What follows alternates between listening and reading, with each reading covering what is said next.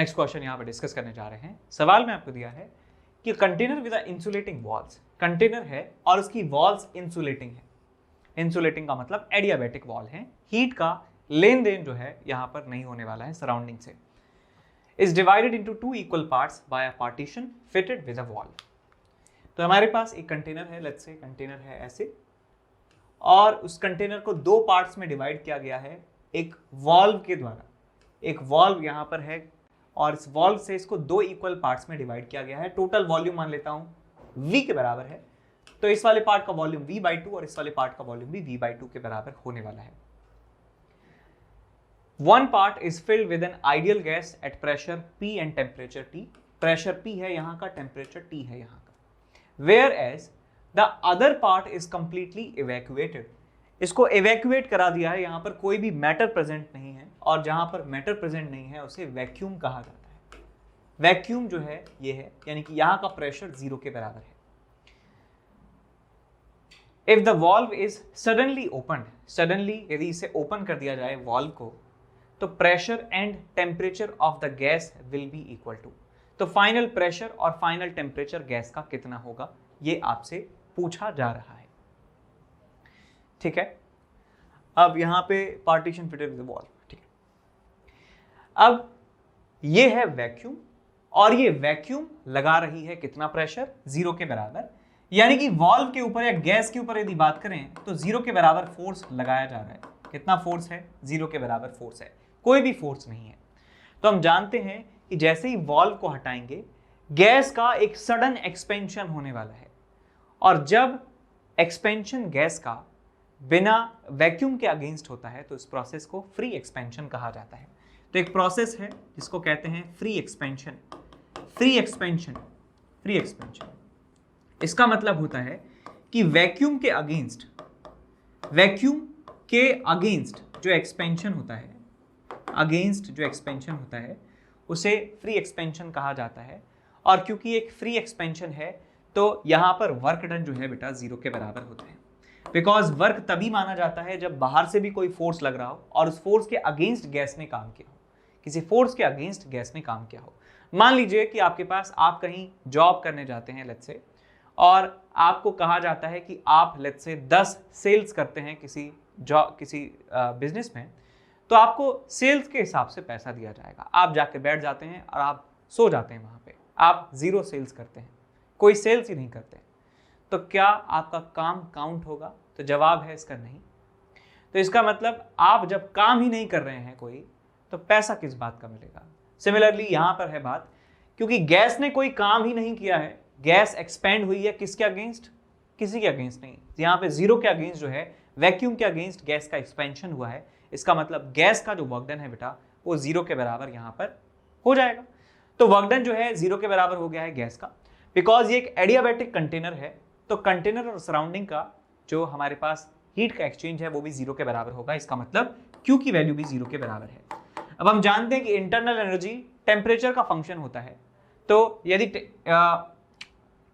Internal energy temperature का function होता है तो हीट 0 है। थर्मोडायनामिक्स के फर्स्ट लॉ से मैं कह सकता हूं किसके बराबर होगा ये, Q = ΔU + W। यहाँ पे यदि मैं फॉर्मूला लगाता हूं तो ये 0 है, ये 0 है, इसका मतलब ΔU की वैल्यू जो है 0 के बराबर है।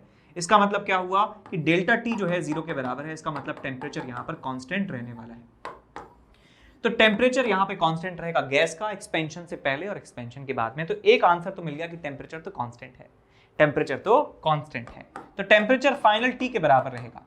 और क्योंकि ये एक आइडियल गैस है तो टेम्परेचर कांस्टेंट के लिए मैं P1V1 = P2V2 लगा सकता हूं। P1V1 = P2V2, P1V1 = P2V2 यहां पर हम लगा सकते हैं। तो प्रेशर पहले है P, वॉल्यूम पहले है V/2 गैस का, = फाइनल प्रेशर नहीं पता, फाइनल वॉल्यूम हो चुका है V के बराबर। तो यहां से प्रेशर फाइनल मिल जाता है आपको P/2 के बराबर। P/2 के बराबर आपको फाइनल प्रेशर मिल जाता है। So answer would be P/2 and T, P/2 and T, P/2 and T। Option number A बिल्कुल सही है। तो आप याद रखना कि यदि वॉल्यूम इंक्रीज भी हो रहा है गैस का एक्सपेंशन भी हो रहा है, तब भी यहाँ पर वर्क डन 0 है। ऐसा क्यों है? यदि वैक्यूम के अगेंस्ट कोई चीज एक्सपेंड होती है तो उसका वर्क डन नहीं लिखा जाता है। किसी एक्सटर्नल एजेंट के अगेंस्ट यदि एक्सपेंड करती तो हम इसका वर्क डन लिखते, बिकॉज यहाँ पर कोई एक्सटर्नल एजेंट कोई नहीं है, यहाँ पे वैक्यूम है, तो एक्सपेंशन में जो वर्क डन है वो 0 के बराबर काउंट होने वाला है।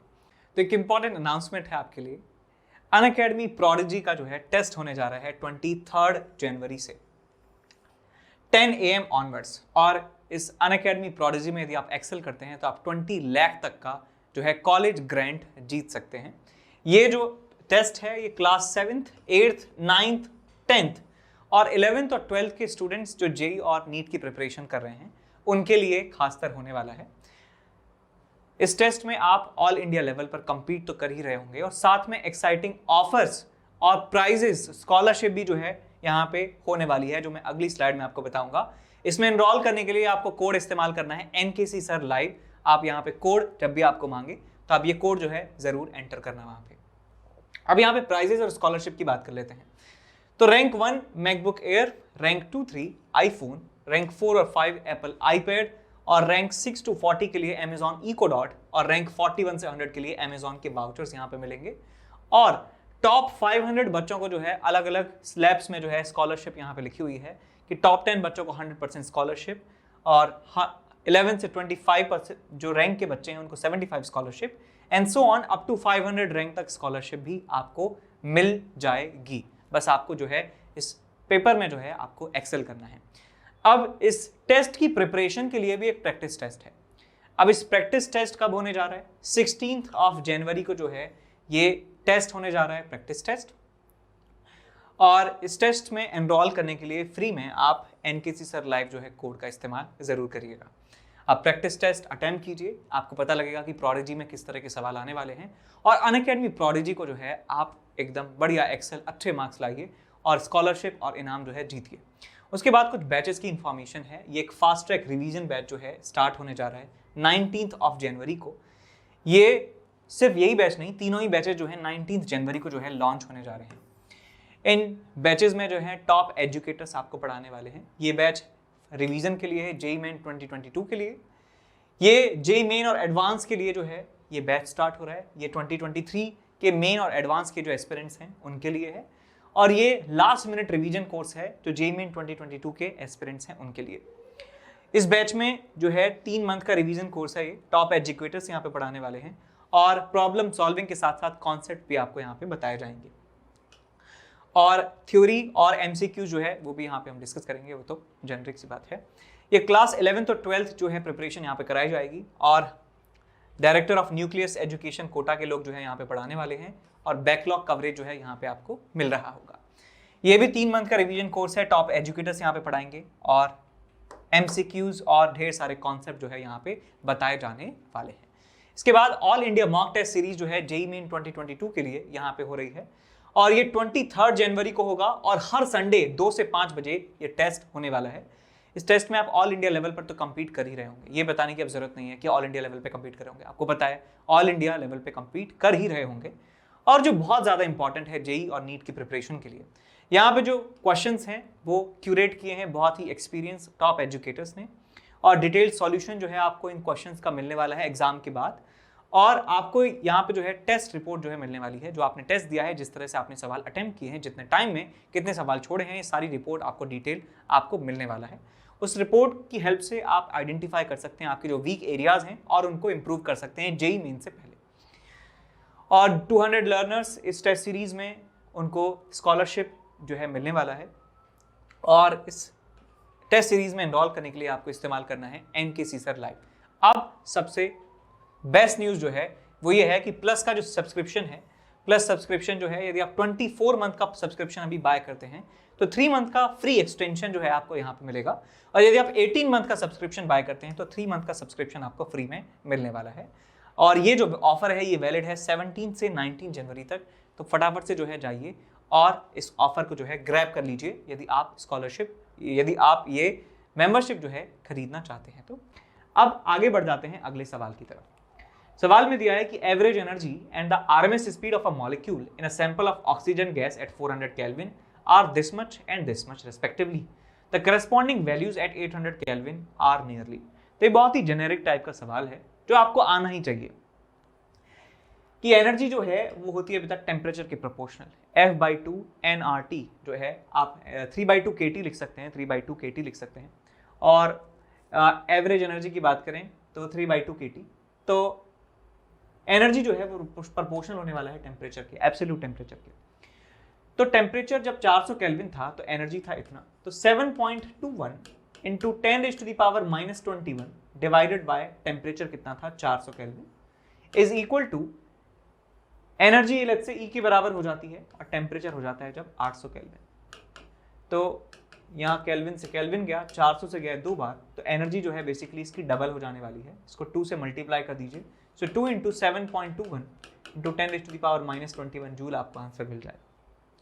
उसके बाद यहाँ पे एवरेज स्पीड की बात कर रहे हैं, तो एवरेज स्पीड मॉलिक्यूल की जो है वो होती है VRMS। यदि बात करें VRMS जो है वो प्रोपोर्शनल होता है √T के। तो यहाँ से V1 by √T1 is equal to V2 divided by √T2 आप यहाँ पे लिख सकते हैं। तो सॉल्व कर लीजिएगा, इसके लिए आंसर आ जाएगा आपको। If universal gas constant is R, the essential heat to increase from 273 Kelvin to 473 Kelvin at constant volume for monatomic ideal gas of 4 mole is equal to, तो भाई कांस्टेंट वॉल्यूम पे बात कर रहे हैं तो Q का फॉर्मूला लगा सकते हैं NCV delta T, number of moles 4, CV यदि बात करें मोनोएटॉमिक है तो 3/2 into R into delta T कितना आ जाएगा आपके पास 200, 300, 400, 200 के बराबर। सॉल्व कर लीजिए, आंसर आ जाएगा। तो नेक्स्ट क्वेश्चन यहाँ पे डिस्कस कर रहे हैं, सवाल में दिया है 1 mole of monoatomic ideal gas undergoes the process A to B.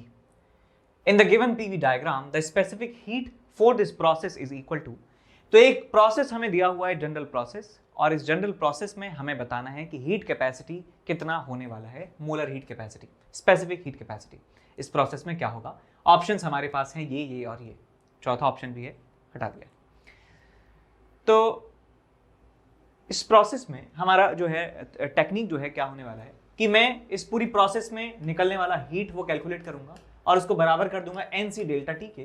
तो यहां से मुझे C की वैल्यू मिल जाएगी mole specific heat capacity Q upon N delta T के बराबर, Q upon N delta T के बराबर।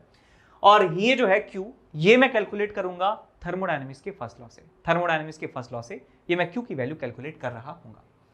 तो सबसे पहले निकालते हैं यहाँ पे वर्क कितना है इस पूरी प्रोसेस में। तो वर्क का मतलब हो गया area under the graph, area under the graph. तो ये एक ट्रेपेजियम बन रहा है, इस ट्रेपेजियम का एरिया कितना आ जाएगा आपके पास, half into sum of parallel sides this and this 6p0 into distance between those parallel lines यानी कि 3v0 के बराबर। तो 2 से गए 3 बार, आपको मिल जाता है यहाँ से 9p0 v0 के बराबर वर्क डन। अब यदि बात करें डेल्टा यू की, डेल्टा यू को लिखा जा सकता है F/2 NR delta T, F/2 NR delta T या F/2 डेल्टा PV भी इसे लिखा जा सकता है, F/2 डेल्टा PV इसे लिखा जा सकता है। तो डिग्री ऑफ फ्रीडम जो है वो आ जाएगा आपके पास 3/2 into delta PV, P final V final, P final V final यानी 16p0 V0 minus P initial V initial 2 times P0 V0। तो ये आपको मिल जाता है यहाँ पर 16 माइनस 2 इज 14, 14 को 2 से डिवाइड करेंगे 7, 7 into 3 is 21, so 21 P0 V0 आपको यहाँ से डेल्टा U मिल जाता है। तो Q की वैल्यू मिल जाती है डेल्टा U प्लस W, सो 21 प्लस 9 कितना आ जाएगा आपके पास 30 P0 V0 के बराबर, 30 P0 V0 के बराबर। और ये वैल्यू यदि आप यहाँ रख देते हैं तो आपको मिल जाएगा क्या, देखिए Q आपके पास है 30 P0 V0 divided by N delta T है, N डेल्टा T है। अब N डेल्टा T में यदि मैं R से मल्टीप्लाई कर देता हूँ, R से डिवाइड कर देता हूँ, तो ऊपर R आ जाएगा, नीचे बन जाएगा NR delta T। NR delta T को डेल्टा PV लिख सकता हूँ जैसा मैंने यहाँ पे लिखा है। तो डेल्टा PV कितना आ जाएगा आपके पास, डेल्टा PV आप ऑलरेडी निकाल चुके हैं, कितना आ जाएगा आपके पास 14 P0 V0 के बराबर, 14 P0 V0 के बराबर आपको ये मिल जाएगा। तो P0 V0 से P0 V0 कैंसिल आउट हो गया और आपको मिलता है यहाँ पे 15/7 इंटू R के बराबर आपका specific heat capacity. So your answer would be 15/7 into R, 15/7 into R। इसके बाद आगे बढ़ें तो सवाल में दिया है the value of molar specific heat at constant pressure for 1 mole for triatomic gas at temperature T kelvin is equal to. तो भाई Cp की वैल्यू निकालनी है, Cp का फॉर्मूला होता है 1 + F/2 इंटू R। अब ये ट्राइएटॉमिक गैस है तो हम कहेंगे कि इसका डिग्री ऑफ फ्रीडम किसके बराबर होगा, 6 के बराबर होगा। F की वैल्यू यहाँ पे डाल दो 6 के बराबर, सो 1 + 6/2 4R के बराबर आपको यहाँ से आंसर मिल जाता है। 4R का वैल्यू 4R आपका आंसर आ जाएगा। तो नेक्स्ट क्वेश्चन यहाँ पे डिस्कस कर रहे हैं, सवाल में दिया है